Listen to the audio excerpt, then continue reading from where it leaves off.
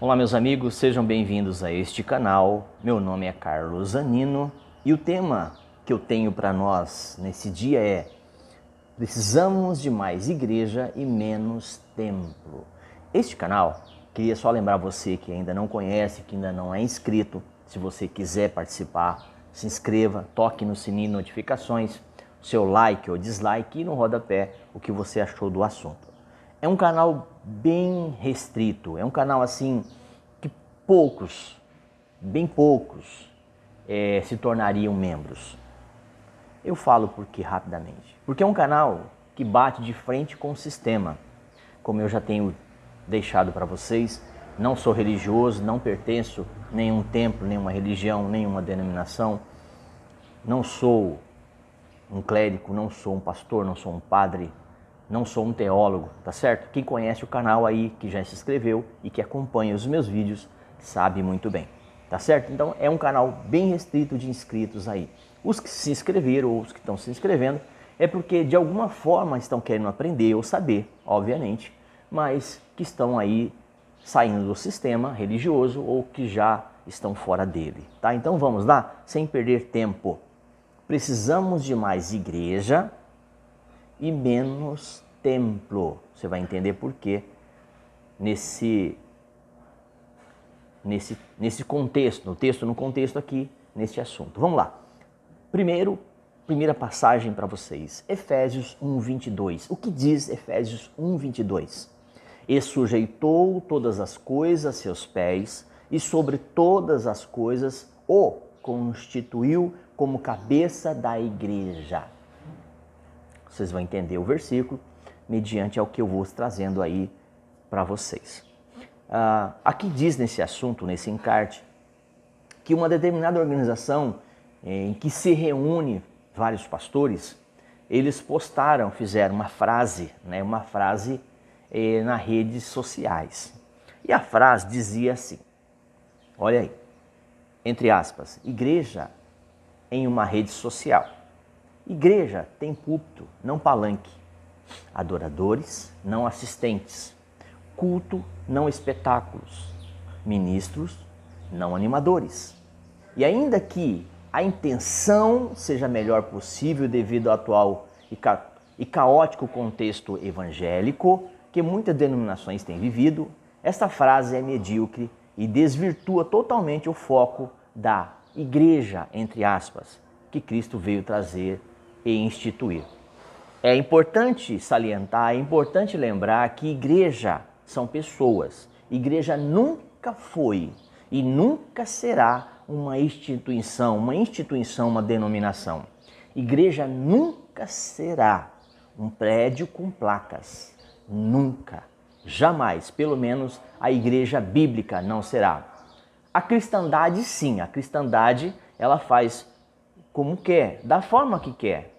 Porque a cristandade é todos aqueles que se reúnem ou pelo menos têm uma religião, uma denominação, um nome e uma placa, tá? Mas aqui eu quero deixar bem claro a diferença de cristianismo bíblico, através desse encarte, e o cristianismo que eu chamo de a cristandade, tá? Então é importante salientar, é importante deixar claro isso para vocês, tá? Então a igreja que Cristo veio edificar tem uma proposta totalmente diferente dentro do seu contexto e muito do que se vê ou que se vive hoje, se vive alguma coisa que esteja sim relacionado, mas pegam o Velho e o Novo Testamento, batem tudo no liquidificador e aí procuram dar ao povo só aquilo que lhes é conveniente, só aquilo que lhes traz o benefício, tá? Então, só para entender, só para a gente ter claro aqui, os templos eram usados no Antigo Testamento como um local onde os sacerdotes ofereciam holocaustos pelo pecado do povo,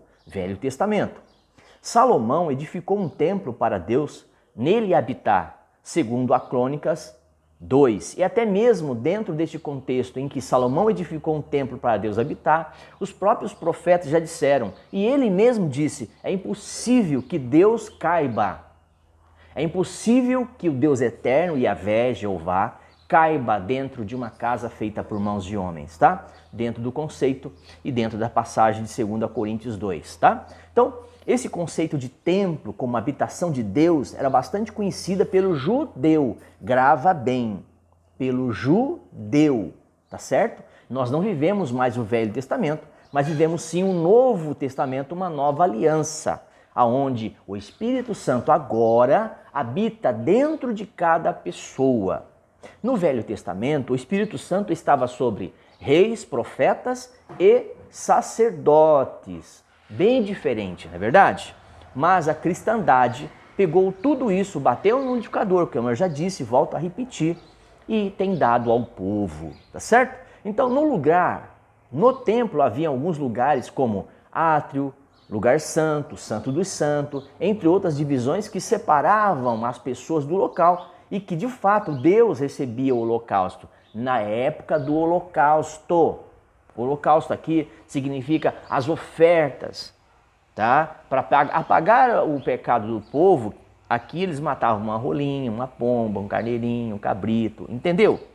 Lembrando que isso é Velho Testamento. O Novo Testamento, Jesus é o último sacrifício, é o último holocausto, é o único sacrifício, o último sacrifício em relação aos sacrifícios do Velho. Então Jesus é o Velho e nessa transposição, nessa nova aliança, ele é o último conceito, ele é o último sacrifício vivo, tá certo? Lembrando disso, tá? Então, nesse templo havia alguns lugares e algumas divisões ao qual o povo tinha ali para cultuar, que o sumo sacerdote, o sacerdote tinham ali para poder expiar o pecado do povo e somente ele podia estar naquele lugar. Tá? No lugar santo, só o sumo sacerdote podia entrar. Para isso, tinha que cumprir todo um ritual estabelecido por Deus. Não era de qualquer maneira. Este local era separado dos outros cômodos por uma cortina ou um véu. Entendeu agora? Então, o homem não tinha acesso direto. Não, hoje nós temos acesso ao Pai através do Filho. Correto? É isso que você tem que gravar. Você precisa lembrar disso aí. Hoje nós temos acesso direto através de Jesus Cristo, o último e único intercessor do povo para com Deus. Ok? Então ele é o grande sacerdote, o grande sumo sacerdote, o grande intercessor, aquele que intercede pelos santos ao Pai. Então, velho e novo, tá? Então, basicamente é isso aqui. Como eu já tenho também esse assunto no canal, fica fácil você se inscrever e fazer a busca, tá? A Bíblia nos conta que o véu do templo se rasgou em dois, partiu em duas partes, né? Separado. Do alto a baixo, você vai encontrar em Marcos 15:38. Marcos 15:38 é o local, é o endereço da passagem. Quando Jesus foi crucificado, neste momento Jesus acaba com a função do templo, do antigo templo. Por isso hoje eu digo, e volto a repetir, praticamente todos os meus vídeos. Deus não habita em templos feitos por mãos de homens. A última pessoa a repetir isso dentro das Escrituras, vocês sabem quem foi? Estevão. Então Estevão fez isso e foi apedrejado até a morte. Atos 7:48 é a passagem citada, tá bom?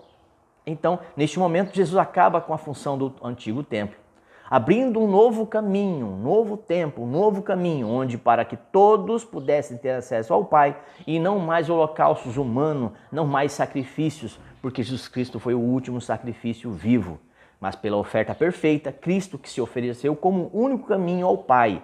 Mais um versículo, disse-lhe Jesus, eu sou o caminho, a verdade e a vida, ninguém vem ao Pai senão por mim, João 14:6. Por isso não precisamos mais de sacerdotes, sumos sacerdotes, não precisamos mais de sacrifícios, não precisamos mais de templos, não precisamos mais nada disso, porque isso ficou para trás.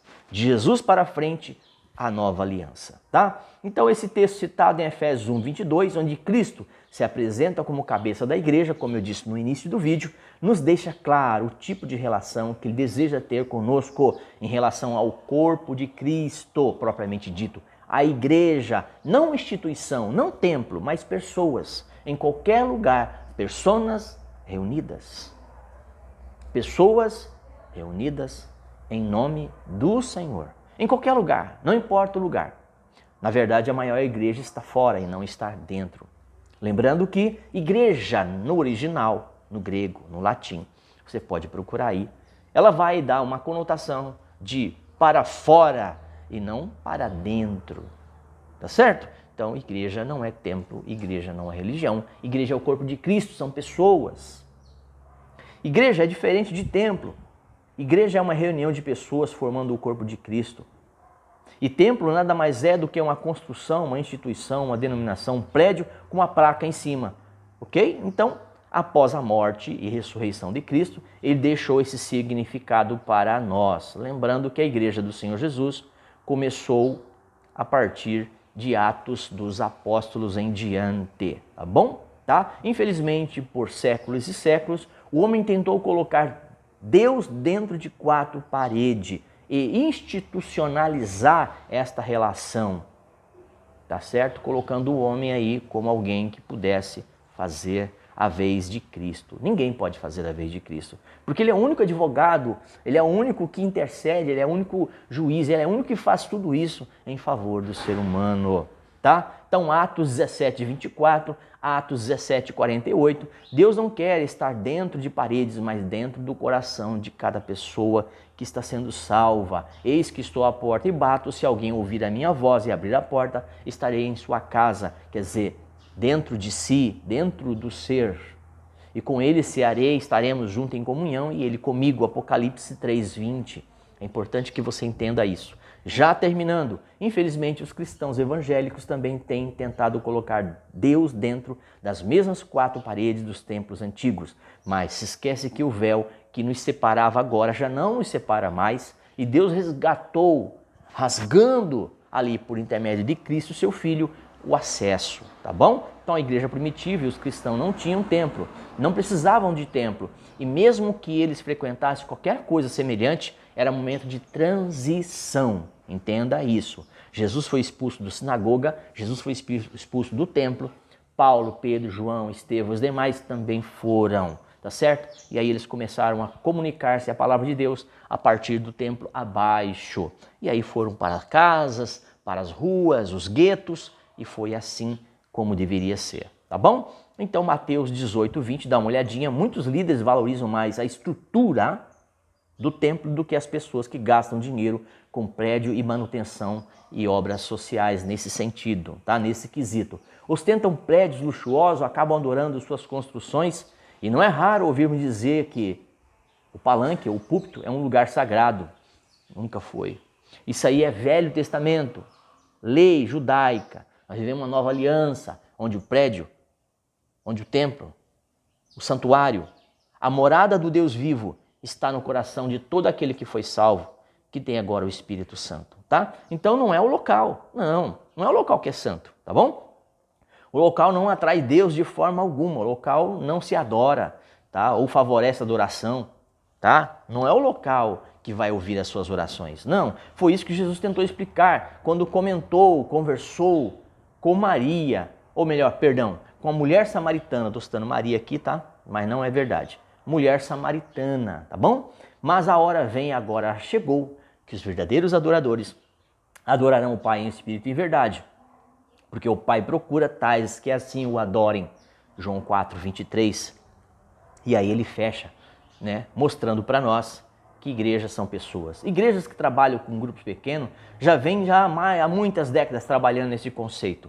Eles se reúnem nas casas ou em qualquer outro lugar e procuram realidade a realidade da antiga, no sentido a primeira, né, a igreja primitiva, tentando copilar a igreja primitiva, que eles tinham tudo em comunhão e o número de cristãos aumentava consideravelmente, porque assim Deus, o Pai, acrescentava, ok? Na medida em que eles tinham comunhão, na medida em que eles estavam de acordo com os ensinos dos apóstolos, ok? Beleza? Até aqui? Então, lembrando que uma coisa é o Velho Testamento, a outra é o Novo Testamento, tá? Então, não confunda uma coisa com a outra, porque não funciona, não é assim que funciona, tá, gente? Tá? Deixar bem claro aí para vocês, tá bom? Esse vídeo já ficou longo, mas é só para trazer esse adendo, mostrando para vocês que esse assunto são assuntos que eu já tenho no canal, mas vale a pena lembrar para os novos que estão chegando também,